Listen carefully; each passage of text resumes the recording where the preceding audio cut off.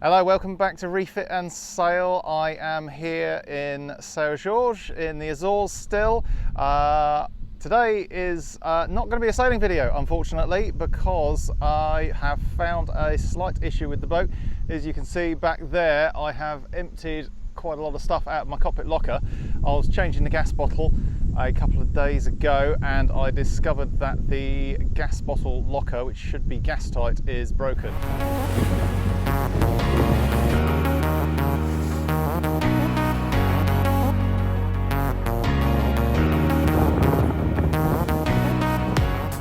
Sadly, no sailing today, but it is a boat fixing day. As you can see behind me, the cockpit locker is open. Inside the cockpit locker is a gas locker, which should be gas tight. Unfortunately, the cockpit is also full of all the stuff I've had to take out. It's a cruising boat. I've got an awful lot of stuff sat down in that hole. The gas locker, unfortunately, looks like it was damaged whilst I was sailing across the Atlantic. I had quite a few heavy landings at times when I was doing some beating on the way back to the Azores here. Gas lockers really should be gas tight, so they serve two purposes. They hold your gas bottles securely and they collect any gas that may accidentally leak out from the bottles and vent it over the side. There is a vent in the bottom of my gas locker which goes through a skin fitting in the hull, and unfortunately the weight of the gas bottles seems to have forced the bottom of the gas locker down. So let me take you into the locker and I'll show you what I'm talking about. Here's my gas locker in the cockpit locker. You can see it's got an opening here. If I open that up, inside, I've already removed one of the gas canisters.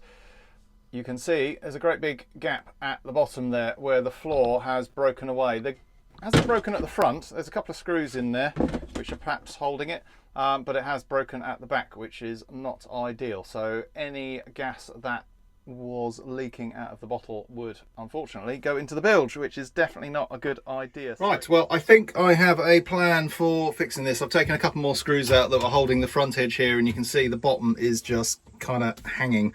It's completely loose. It's only being held up by this this piece of wood up here. So what I think I'm going to do, because I have limited materials here, is I'm going to mix up some thickened epoxy. I'm going to run it all the way around this join that goes around in here, and the same along the front, and I'm going to pre-drill and have some screws ready to go through the sides and the front here, and then push the whole lot back together, clean up all the goo that's going to squeeze out, and that will be my initial fix.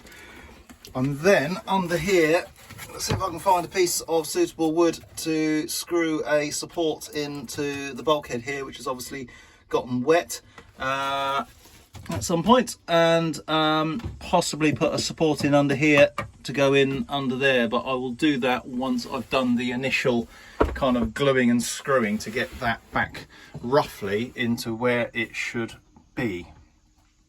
I think I've also discovered another slight issue with the design of this vent. So I've seen this on other boats. So we've got the vent here. The water line is kind of probably a foot or so just to the bottom of that. So when the boat heels over to starboard, because I'm on the starboard side, all this is underwater.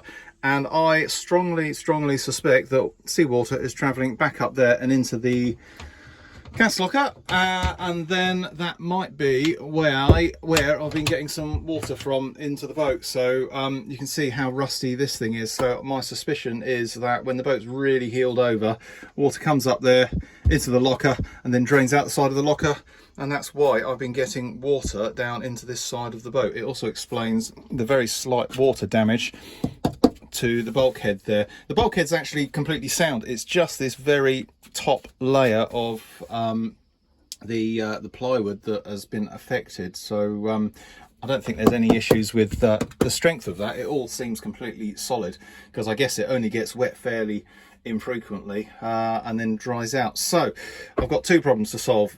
The fix on that is going to be okay, that's no problem.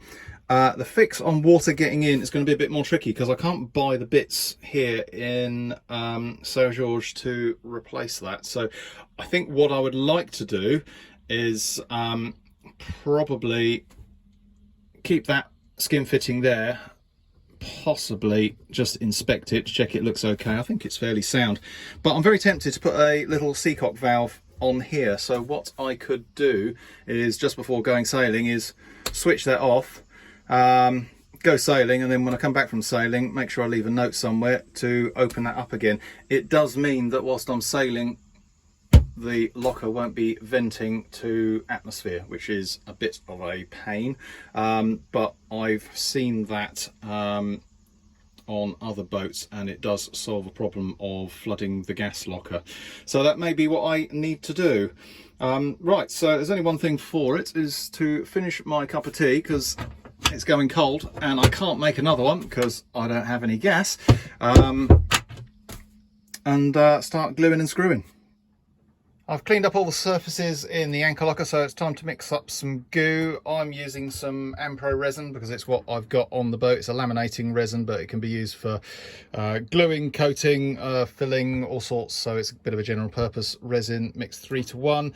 And I'm going to be using some milled glass fibre just to give it a bit of strength. And I'm also going to stick in some 407, which is a West filling additive, which is good for filleting and bonding.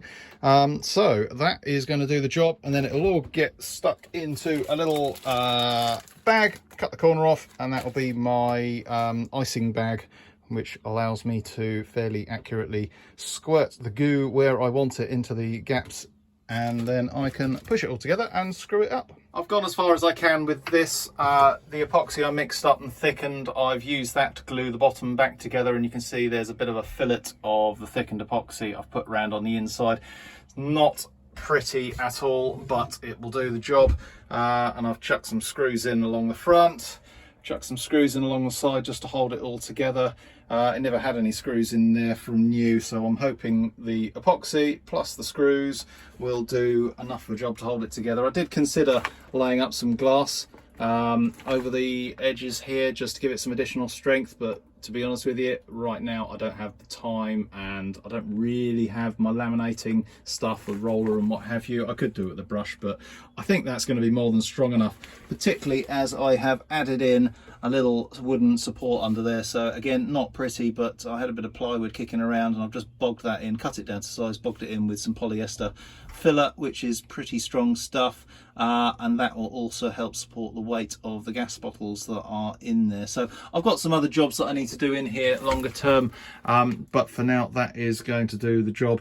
And I think it will be fairly gas tight. The only thing that I might do once all the epoxy's gone off is I might run round with a sealant gun and just do all the joins internally around here, just to make sure that any gas that is in there is contained and goes down the gas drain rather than leaking into the cockpit locker, because we don't want gas leaks. As far as I know, the system doesn't actually leak, but you know, gas lockers are designed to vent overboard, because you don't want gas in the bilges of your boat. Bad things happen if that were to take place.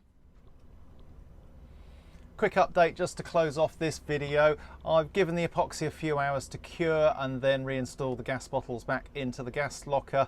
The new support underneath is doing its job, and I think that with the epoxy and the screws, it's probably stronger than it was when it left the factory now. So I'm fairly happy that it's going to do its job, and more importantly, it's gas tight. I do have a gas alarm with sensors in the bottom of the locker and another sensor inside, so that if there was a leak, in theory, it will get picked up by that.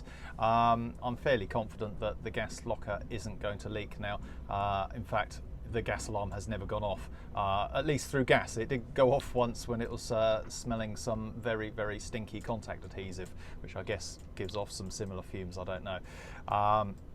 I need to find a better gas alarm, to be perfectly honest with you. The sensors on my so-called marine gas alarm aren't waterproof, and guess what? Boats do tend to get a bit wet sometimes, particularly if you're going offshore as I do. On the gas drain, I think for now I'm going to put a valve in and just make it part of my routine to switch that off and on again, because that's a fairly quick fix once I can get hold of a valve. Should be able to do that once I get to Ponta Delgada, which is going to be our next stop. In the longer term, I might replace the skin fitting with one that I've seen online. It's called like a half clamshell skin fitting, something like that. And I can face that aft, at least the opening part of it I can face aft. So when I'm sailing forward, in theory, it should suck anything out in there, a bit like a self-bailer on a sailing dinghy. So I might give that a go, and then that may mean that I can leave the valve open or not have a valve on there at all. Although I do think having a valve is a sensible idea, because in the unlikely event that I ran the boat aground and the tide went away and the whole thing fell over, in theory, I could sink the boat when the boat isn't buoyant enough to come up, because water could come back in through the gas locker. So I think having a valve on skin fittings for that sort of situation might be a good idea. So anyway, for now, this solves my gas locker issue. I'm pleased that I looked into it a bit more closely, because I wouldn't have found that it was leaking seawater in as well as being not gas tight. So that was quite a good unlucky find. Unfortunately, I've now found something else that's broken. As you may notice, the background behind me is slightly different. We moved to a different island, and yesterday when I went to lift the anchor, the windlass wouldn't work. So I've now got to go and investigate why that is not functioning. They do say that cruising is all about fixing your boat in nice locations, and there may be a little bit of truth in that. We've been pretty lucky with the boat. It's been generally well prepared for the trip, and we've had very, very few problems, but problems are to be expected really when you're living on a boat full time and putting miles on it. So I guess that's just something you deal with. If you've made it to the end of this video, thanks very much for watching. I think it probably wasn't the most interesting content in the world, but unfortunately that's part of boat life. Fixing boats is not always something you want to do. I'd rather do less fixing and more sailing, but there you go.